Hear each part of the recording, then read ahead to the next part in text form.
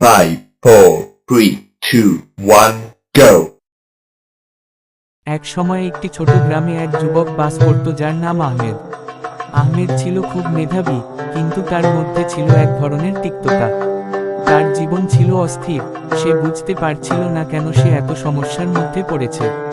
তার মনে প্রায়ই প্রশ্ন উঠত, কেন আমি সুখী হতে পারবো না? গ্রামে থাকা অন্যদের চেয়ে সে তার জীবনকে এক ধরনের শূন্যতা হিসেবে অনুভব করত। একদিন গ্রামে এক বুড় ব্যক্তি আসলেন, যিনি ছিলেন হযরত আবু তালিব রহ এর শিষ্য। বুড় ব্যক্তির নাম ছিল হযরত খালিদ রহ। তার জ্ঞান এবং দয়া দেখে সবাই মুগ্ধ হতো। আহমেদ যখন তাকে প্রথম দেখল, তখন তার মনে এক ধরনের আশ্চর্যজনক অনুভূতি এল। সে অনুভব করল যে এই বুড় ব্যক্তি কিছু বিশেষ জ্ঞান রাখেন যা তাকে শান্তি এনে দিতে পারে।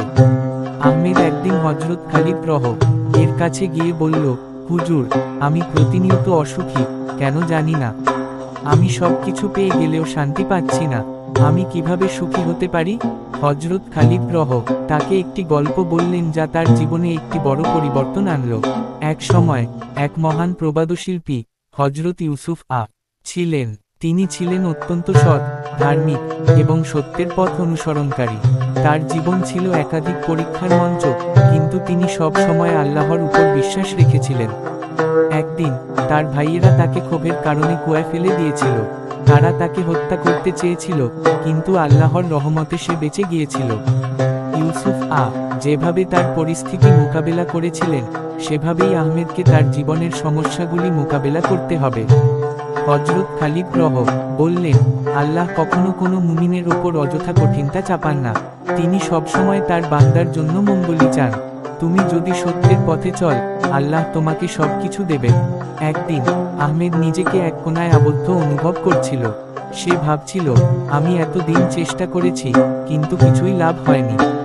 ঠিক তখনই তার মনে পড়ল হযরত খালিদ রহ এর কথাগুলি। তিনি আল্লাহর কাছে দোয়া করতে শুরু করলেন। তিনি জানতেন আল্লাহর রাস্তা সর্বদাই মঙ্গলময়। আল্লাহর উপর ভরসা রেখে তিনি সেই পথে হাঁটতে শুরু করলেন। হযরত ইউসুফ এর মতো আহমেদও তার জীবনের সংকটের মধ্য দিয়ে চলতে শুরু করল। তিনি ধীরে ধীরে উপলব্ধি করলেন যে আল্লাহ তার পরীক্ষার মাধ্যমে তাকে আরও শক্তিশালী করছেন। তিনি ভালো কাজ করার জন্য নিজেকে প্রস্তুত করলেন এবং শিখলেন যে নিজেকে এবং অন্যদের জন্য ভালো কিছু করার মধ্যে সত্যিকারের শান্তি রয়েছে। কিছু মাস পর আহমেদ দেখতে পেল যে তার জীবন একেবারে বদলে গেছে। তার মধ্যে শান্তি এবং পরিতৃপ্তি ছিল। তিনি বুঝতে পারলেন যে তার জন্য প্রকৃত সুখ আসবে তখনই, যখন সে আল্লাহর সন্তুষ্টির জন্য কাজ করবে। তিনি জীবনের প্রতি তার দৃষ্টিভঙ্গি পরিবর্তন করেছিলেন এবং তার মন ও হৃদয় শান্তি ফিরে পেয়েছিলেন। তারপর একদিন হযরত খালিদ রহ এর কাছে এসে আহমেদ বলল, হুজুর, আপনি যে গল্পটি আমাকে বলেছিলেন তা আমাকে এক নতুন জীবন দিয়েছে। আমি বুঝতে পারলাম, আমি যতদিন আল্লাহর সাথে সত্যে থাকব, ততদিন আমি কখনো অকল্যাণে পড়ব না।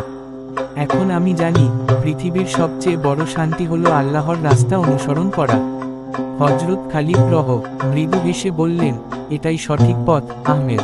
আল্লাহ তোমাকে তার রহমত ও শান্তি দেন। এই গল্পটি ইসলামের শিক্ষা, সত্যের পথে চলার এবং আল্লাহর উপর ভরসা রাখার গুরুত্ব বোঝায়।